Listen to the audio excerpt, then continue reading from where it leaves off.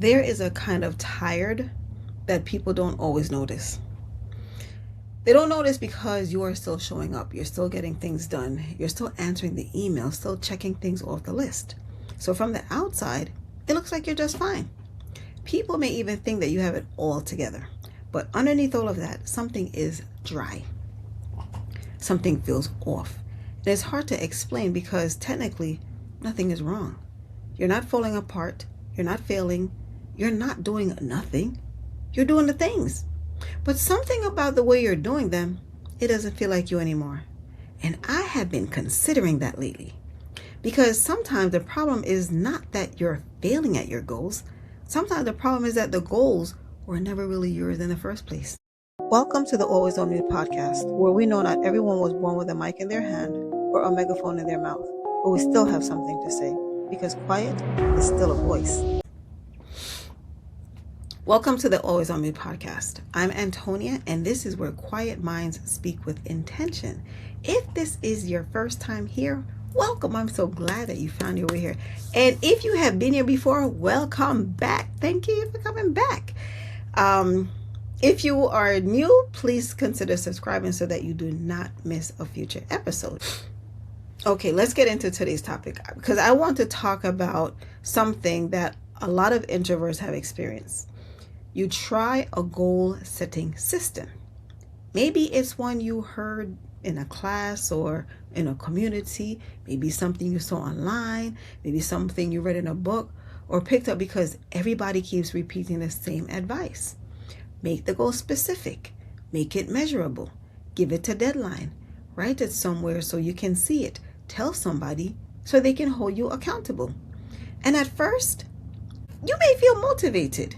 You may even think, okay, this time I'm really going to do it.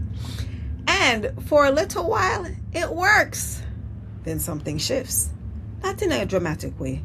You just start feeling disconnected from the goal. The thing that was supposed to motivate you starts feeling a lot like pressure. And the deadline, it starts to feel heavy.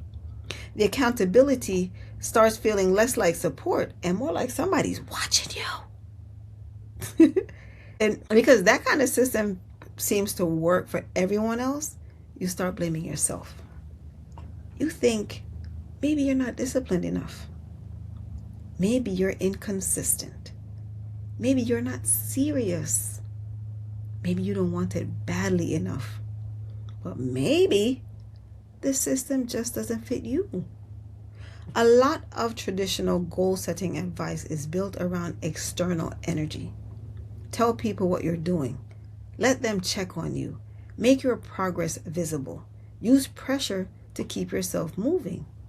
And that may work for some people. But for a lot of quiet people, that can drain the life out of the goal before it even has a chance to grow. Because sometimes when you share something too early, it loses something. Not because you're scared, not because you're hiding, but because the idea was still private. It was kind of still processing, right? So it didn't fully form yet. So it still needed space to grow. And once it gets pulled into somebody else's opinions, expectations, questions, and reactions, it can start feeling less like yours. And you know what? I don't think that's something that we discuss enough. Because for quiet people, privacy can be a part of the process. The goal may need more time with you before it's ready for everybody else. And if you keep trying to force yourself into systems that depend on visibility, pressure, and public accountability, you may keep thinking you are the problem. You're not. You're not. You may just need a different kind of goal underneath the one everyone can see. That's where soft goals comes in. A hard goal is the kind of goal most of us already know. It has a clear shape. You can measure it. You can check it off. You can tell whether it happened or not. Run a marathon, launch the website, save a certain amount of money, publish the book, get the certification, post 3 times a week. These are all mine. Pay off the debt. Those are hard goals. And the hard goals are not bad. We need them. Hard goals help us move. They can take an idea out of the head and put it into real life. There's something powerful about being able to say, I did that. I know that feeling. I do. When you finally finish something, especially something that you kept thinking about, working toward, or quietly carrying, there's a real sense of pride in knowing that you did that. So this is not about throwing hard goals away, but hard goals by themselves can become a problem, especially for introverts. Because introverts do so much of life internally. We think before we move, we process, we notice when something feels right, we notice when something feels off. Sometimes we feel the shift before we can even explain it. That inner world matters. That is where a lot of clarity comes from. So if all of your goals are external, measurable, and visible, but none of them are connected to what is happening inside of you, well, something gets missed. You may be moving on the outside while feeling completely disconnected on the inside. And that is a strange place to be, because you can reach the goal and still feel empty. You can check the box and still feel like, okay, now what? You can do the thing and realize the feeling you were hoping for really didn't come with it. Or it came for a moment and then it disappeared. That does not mean the hard goal was pointless. It may just mean the hard goal needed a deeper reason behind it. Now, soft goal. What is a soft goal? A soft goal is not about a finish line. It's about a direction. It's about how you want to feel inside the life you are building. A hard goal says, I will post on social media 3 times per week. A soft goal says, I want what I share to actually sound like me. A hard goal says, I want to make a certain amount of money. A soft goal says, I want my work to feel like it belongs to me. A hard goal says, I will read 24 books this year. A soft goal says, I want to grow in a way that feels nourishing, not competitive. A hard goal gives you a finish line. The soft goal gives you a reason to cross it.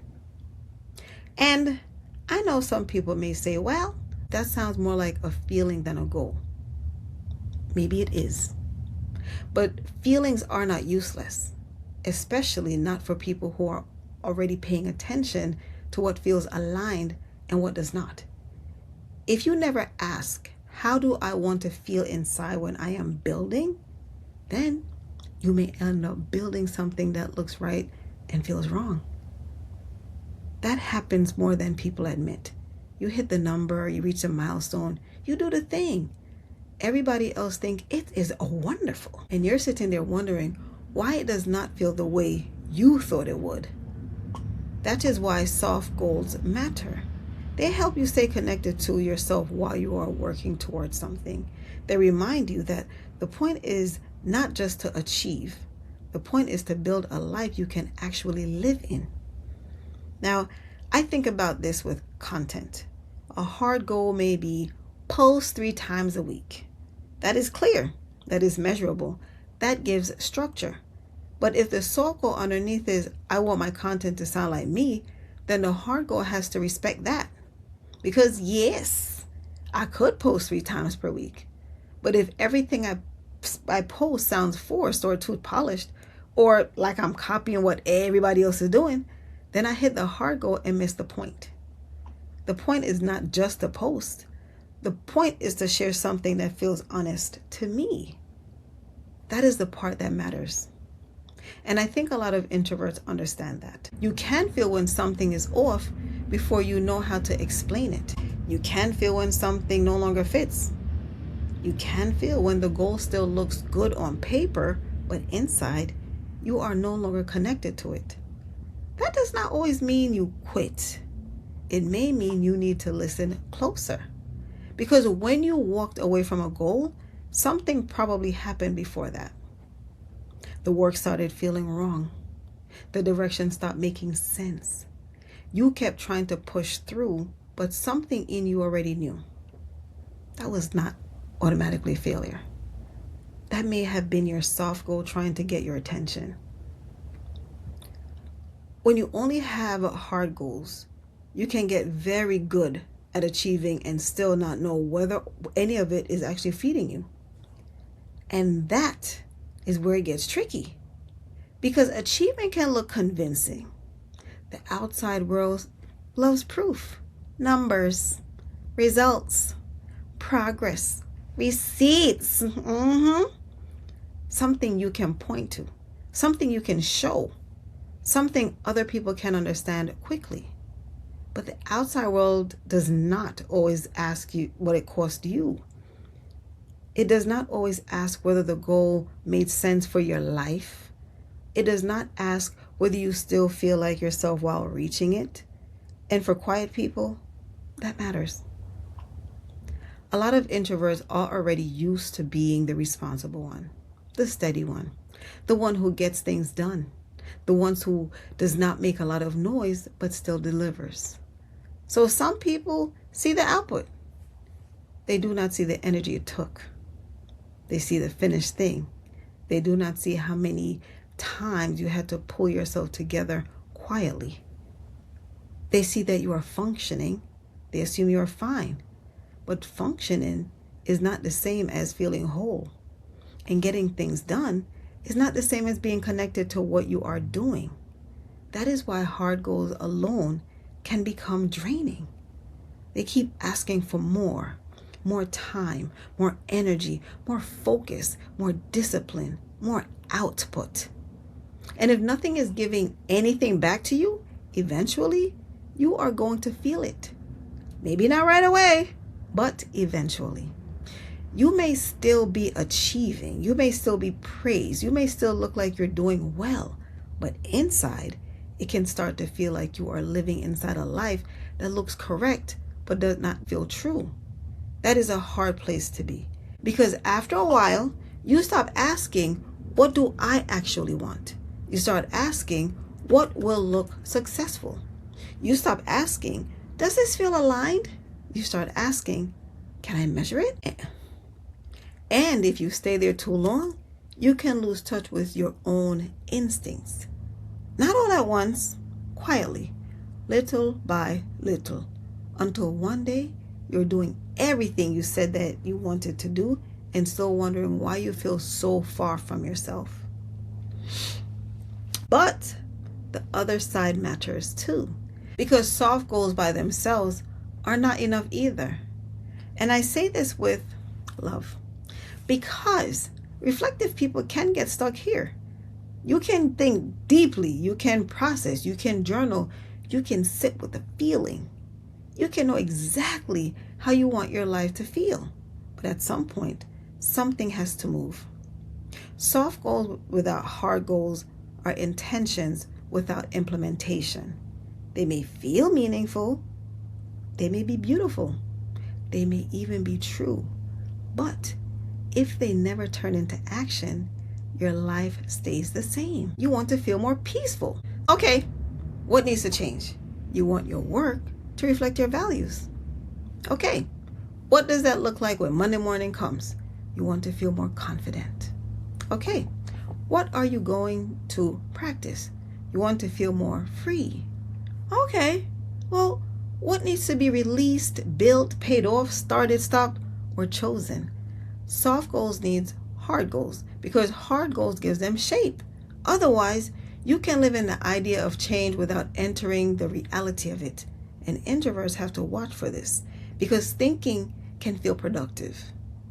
You know what I mean? And sometimes it is productive. Processing matters, reflection matters, clarity matters. But planning can become a hiding place if you are not careful. And I know you know what I mean, right? You can think everything through. You can think through every angle until thinking starts feeling like the work. But thinking about the life you want is not the same as building it. At some point, the private decision has to become a visible action, even if the action is small, even if nobody sees it, even if you're not ready to explain it to anyone. Hard goals help with that. They take what is happening in your head and ask, what does this look like in real life? That part may feel uncomfortable, especially if you're someone who likes to be sure before you move. But sometimes that uncomfortable feeling is not a warning. Sometimes it's just movement. So for me, the simplest way to think about this is this. Start with a soft goal. Before you decide what you want to accomplish, ask yourself how you want to feel in that area of your life. Do you want to feel calmer, clearer, stronger, more free, more grounded, more in control, more like yourself? That answer becomes the filter. Then you choose the hard goal that supports it. If the soft goal is, I want my finances to feel like they belong to me, then the hard goal might be saving a specific amount, paying off a specific debt, or learning something that helps you manage money better. Now, the number has a reason. It is not just a random target. It is connected to something you actually want to feel. That makes a difference. The second thing is this. Let the soft goal challenge the hard goal, because sometimes the goal you set doesn't match the life you said you wanted. You say you want peace, but the goal requires you to overload your schedule.